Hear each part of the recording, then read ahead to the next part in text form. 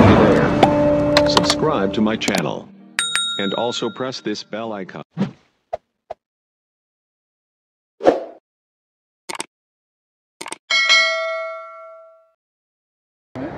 Yanga yupo kwenye kundi la kifo. Yanga yupo kwenye kundi gumu. Kundi ambalo kila mtu alofuatilia mpira takriban miongo mitatu ataelewa nini mimi namaanisha. Lakini kama umekuja 2005, 2023, 2015 huwezi kuelewa nini mimi nasema. Yanga tupo kwenye kundi gumu, Simba wapo kwenye kundi lenye afadhali. Ufadhali wa Simba uko wapi? Ufadhali wa Simba wapo na timu za Waswahili wenzetu, wengi wao. Ukiangalia kundi la Simba unaona ni timu moja tu yenye asili ya Kiarabu, Express da Tunis. Lakini ukiangalia kwenye kundi letu utaona ni timu tatu zenye asili ya Kiarabu. Na sisi sote tunatambua asili ya Waarabu kwenye soka la Afrika. Tunaweza tukawachukia Waarabu kwa chuki tuliokuwa nayo sisi wenyewe. Lakini brother, Waarabu kwenye mpira wa miguu kwenye bara la Afrika wamefanikiwa. Waarabu kwenye swala la mpira wa miguu kwenye bara la Afrika, Waarabu wamefanikiwa. Si wote lakini. Ukimtaja Express da Tunis ni bingwa wa Afrika. Makombe ya klabu bingwa. Ukimtaja Al Ahly, dunia inamjua. Dunia ama Afrika? Dunia. Mpaka Ulaya kaka. Al Ahly kama sikosei, itakuwa ni klabu ya pili kama sio ya kwanza kuwa na makombe mengi duniani. Kama ratiba zangu ziko sawa. Lakini kaliangalie kundi la Yanga vizuri kabisa. Yanga kwenye kundi lake ipo timu kwenye ligi yao anashika nafasi ya kwanza kwa ubora kwenye bara la Afrika. Al Ahly.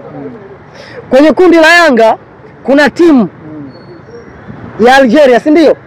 Algeria kwenye viwango vya ubora Afrika uwezo ukamtoa kwenye 5 bora. Nenda Farabati, Morocco hiyo, si ndio? Mimi siamini kwamba Morocco tunaweza tukamtoa kwenye top 3 ya nchi zilizokuwa bora kwenye viwango vya mpira barani Afrika. Ndio maana nikasema Yanga tupo kwenye kundi la kifo. Tupo kwenye kundi gumu, kundi ambalo huwezi ukavuka kupitia maneno tu ya mtu fulani. Kundi ambalo huwezi ukashinda mechi kwa sababu mashabiki fulani wamefanya jambo fulani. Ni lazima pawe na mikakati mikubwa. Ni lazima pawe na misingi ya ndani ya uwanja na nje ya uwanja kuhakikisha tunakwenda kuchukua alama 3 zidi ya timu za Kiarabu. Na mimi niambie ndugu zangu wa Chapesa na Sanga TV, kwa mtazamo wangu, ili Yanga avuke, ili Yanga aende hatua ya robo finali ya CAF Champions League, ni lazima ukote alama 4 kutoka kwa Farabati. Kama sio 6. Ili Yanga aende ni lazima ukote alama 4 kama sio 6 kutoka kwa Farabati. Kwa sababu hisabu la ili kundi hakuna mtu yoyote wa mpira atakayekuja atakwambia Al Ahly anatoka kwenye lile kundi. Lakini ni football, inaweza ikatokea hiyo. Tunatambua, lakini football ina mipaka. Yaani leo ina watu wake. Yaani leo huwezi ukaileta Manchester City kuja kucheza na Simba afu useme football hii ni football. Kwani haiwezekani? Yaani mtoe Sevilla kule. Nisikilize vizuri. Simba ashamdindia hapa Everton. Muelewe vizuri. Simba alishamdindia Sevilla. Huwezi ukaitoa Sevilla kule Spain kuja kutafuta matokeo alama 3 zidi ya Simba, alafu kasema Sevilla anapoteza ile mechi. Alafu mechi ya muhimu ya kufuzu. Huo ni uongo. Zilitoka kauli hapa kwa Mkapa atoki mtu. Kwa Mkapa aje yoyote. Alikuja Sevilla kuja hapa. Alishinda kushinda hapa. Kushinda. Mpira una mipaka shei. Watu waliongoza mpaka 4. Watu wakalata 5. Kwa hiyo mpira ukiuzungumza tu kwa utashi, kwa sababu mimi ni Yanga, mimi ni Simba, unaweza ukatoa tafsiri halisi kwamba Yanga anakwenda robo finali. Lakini brother, ni kuhakikishie kundi aliyopo Yanga ni kundi gumu na ndio kundi bora kwenye bara la Afrika. Hili la Simba sio bora. Ili Yanga afuzu, ni lazima okoti alama 4 kutoka kwa FAR Rabat. Yanga afuzu. Kwenye lile kundi la Yanga, hesabu zinazopigwa kwa haraka, wa kwanza ni National Ahli. Hakuna mtu alomtoa. Wa pili tunapiga na mahesabu kati ya Yanga na FAR Rabat. Timu sisi ziko 4. Uje sisi naenda 2. Huyu Kabri wa Algeria. Huyu Yanga tutakufa naye tukiunaga ubaga. Ubenchika huyo. Tutakufa naye. Alishawahi kuifunga Young Africans katika hatua ya finali hapa kwa Mkapa. Ile ni USM Alger unaizungumzia wewe. Akiwa kocha huyo. Akiwa kocha Benchika. Ndio maana nikasema kundi letu ni kundi la kifo. Ili Yanga afuzu ni lazima achukue pointi 4 kutoka kwa FAR Rabat. FAR Rabat na Morocco shi. Alafu elewa neno Morocco.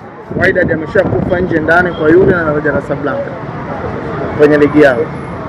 Yanga na wewe ukiwa una akili, umetuliza akili zako vizuri, utanielewa mimi nazungumza nini. Ikiwa una akili utanielewa mimi nazungumza nini ama namaanisha nini. Kundi la Yanga ni gumu. Siwezi kusema kwamba hatufuzi, no. Ili tufuzu ni lazima pawe na mikakati kuanzia kwa viongozi mpaka kwa mashabiki. Mpango mkakati. Na mpango mkakati huu uwe ni nje uwanja mpaka ndani ya uwanja. Wakija na siasa kwamba atakayekuja tunapiga kichwani. Wakija na siasa kwa Mkapa atoki mtu. Wakija na siasa kwamba Yanga unaifungaje brother, hatutotoboa. Hatutotoboa. Ni lazima tuwe na mpango mkakati. Mpango mkakati mimi ninaweza kuzungumza kidogo kwetu sisi mashabiki. Ni lazima tujitokeze kwa wingi. Ni lazima tujitokeze kwa wingi. Na bahati iliyokuwa nzuri, mechi ya kwanza tunaipiga kwenye dimba la Benjamin Mkapa. Sasa kuna mpinzani mnacheza naye. Naye anazihitaji tujitokeze kwa wingi. Inawezekana pressure ikawasumbua. Tukiongoza na ubora wa wachezaji wetu, inawezekana itatusaidia. Lakini mpango mkakati wa mashabiki ni kuhakikisha kwanza tunajitokeza kwa wingi.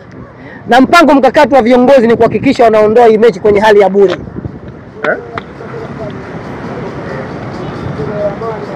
Ni lazima mashabiki wajue uchungu wa kuisupport timu yao. Tuondoe bure. Viingilio viwepo.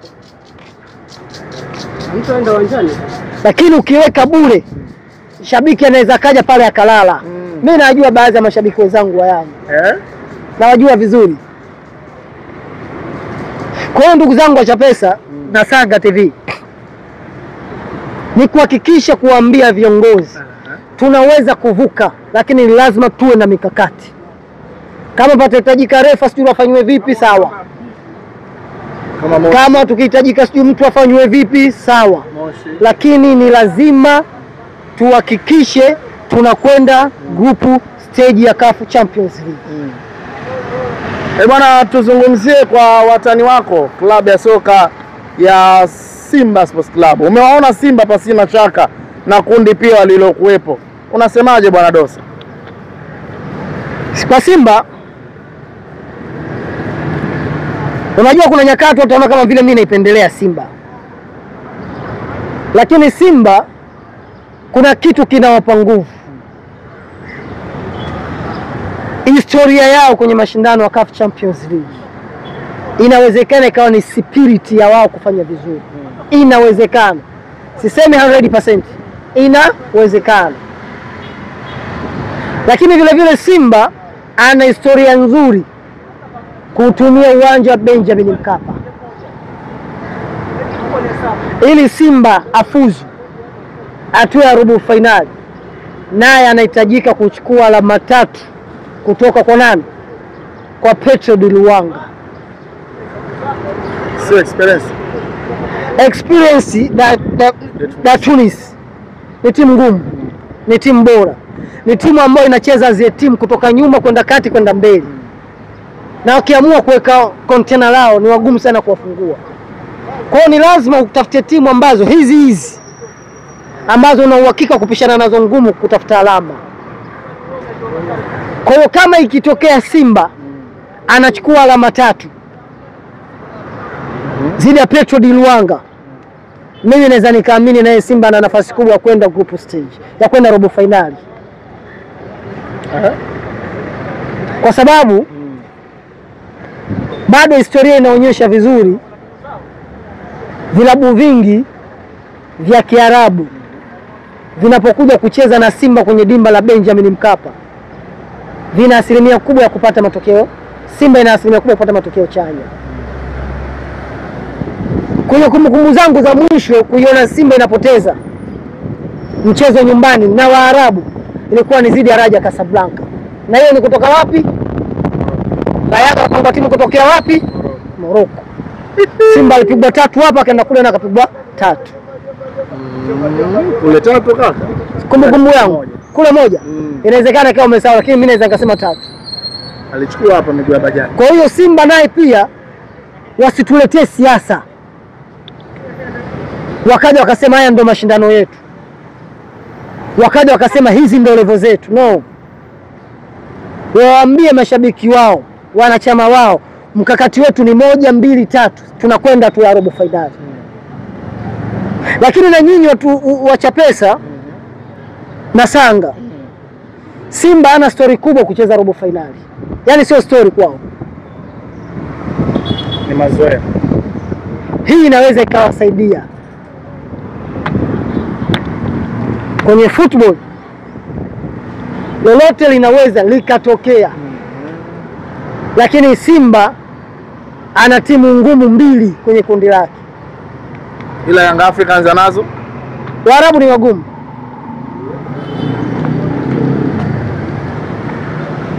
Simba na Petro, yaani muhesabie tu Simba kachukua alama 6 alama 4 kutoka kwa Petro de Luanga.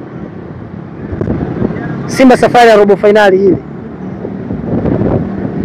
Yanga akichukua alama 4 kutoka kwa FAR Rabat, naye robo finali ile. Lakini ili washinde ni lazima waje na mikakati. Wasije na propaganda kwamba sisi ni wakali wa jezi, wasije na propaganda kwamba sisi ni wakali wa kujaza uwanja. No. CAF Champions League, Simba amekwenda kule kwa bahati. Mwenzako kaenda kule kwa kuchukua ubingwa wa nini? Wa ligi. Bwana, mimi na tujadili kitu kimoja hapo ndani ya klabu bingwa barani Afrika. Kwa namna unavyomtazama Simba, kwa nani unavyomtazama Young Africans? Nani huenda akamaliza kama underdog ya timu, lakini pia vile vile nani huenda akamaliza kama contender kwenye kundi lake? Mimi binafsi sivioni vilabu vyote viwili vikiongoza makundi. Binafsi. Yaani siye mtu wa kupindisha, lakini simuoni Yanga akiongoza kundi, simuoni Simba akiongoza kundi. Nani unamuona anafuzu hapa? Vigezo ni hivyo nilivyowaambia. Ili wafuzu lazima washinde mechi zao za kwanza. Simba na Yanga, nani unamuona mwenye uheni ya kufuzu kwenye kundi lake? Unatafutia matatizo sasa. Tukirudi tukizichezesha takwimu na kundi ambayo leo unavyoona kwa upande wa Young Africans na kwa upande wa Simba sasa. Simba ana experience na mashindano. Simba ana uzoefu na hizi hatua za group stage. Ukijaribu kubeti unaweza ukambeti Simba. Ukijaribu kubeti unaweza ukabeti kwa Simba. Ukitaka kutupa karata zako vizuri, unaweza ukatupa kwa Simba kwa sababu ya feedback yake ndogo, lakini ukija kwenye current performance ya hivi vilabu viwili kwenye msimu huu mpaka sasa vimetuangusha sana. Ila kwenye kubeti unaweza ukambetia kwa historia yake, sababu ukichukua miaka mitano kati ya Simba na Yanga, nani amecheza group robo finali amevuka tu ya makundi? Kama una akili timamu utataja ni Simba, kama una akili timamu. Ila ukitaka kuleta ushabiki au utataja hata Namungo utataja hata Coast. Lakini kama ukija kwenye uhalisia na kutumia akili ambayo Mungu amekupa, basi lazima utaje Simba. Gaza sisi, mimi mfano binafsi kwa upande wa timu yetu, tukiwa na akili timamu tumeshuhudia Yanga ikicheza robo finali kipindi cha Nabi ya kombe la shirikisho mpaka finali, si ndio? Na tukiwa na akili timamu kizazi cha 2000 tumeshuhudia Yanga ndio ya kwanza kubeba medali ya kombe la Afrika, si ndio? Lakini ukichukua kwenye hii miaka mitano 10, ni klabu gani ambayo imefuzu mara nyingi ama imevuka mara nyingi hatua ya makundi kwenda hatua robo finali? Utaacha kutaja Simba Sports Club. Kwenye miaka mitano Yanga kafuzu mara ngapi? Mara 2. na hii ya 3. Umeelewa vizuri? Kafuzu ile ya Nabi, ya Gamondi na hii hapa ambayo tunakwenda kuitaja. Yaani ya mara 2 nimekuzungumzia kwenda robo. Kwenda robo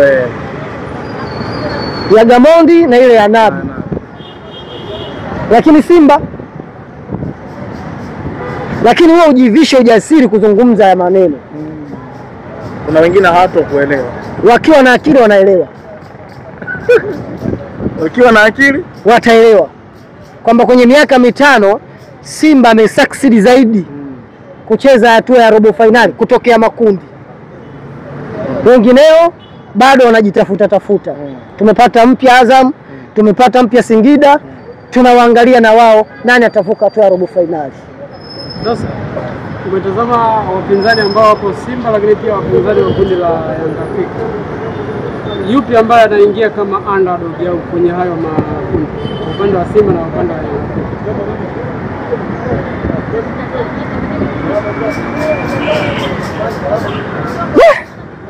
Yupi ni underdog kwenye kundi la Simba, yupi ni underdog kwenye kundi la Yanga? Kundi la Yanga kuna bingwa wa Afrika mara nyingi zaidi. Yeye ndio namba 1 top contender ni Al Ahly. Sina rekodi nzuri ya Farabati. Msimu wa mwaka juzi amecheza nusu finali CAF Champions League.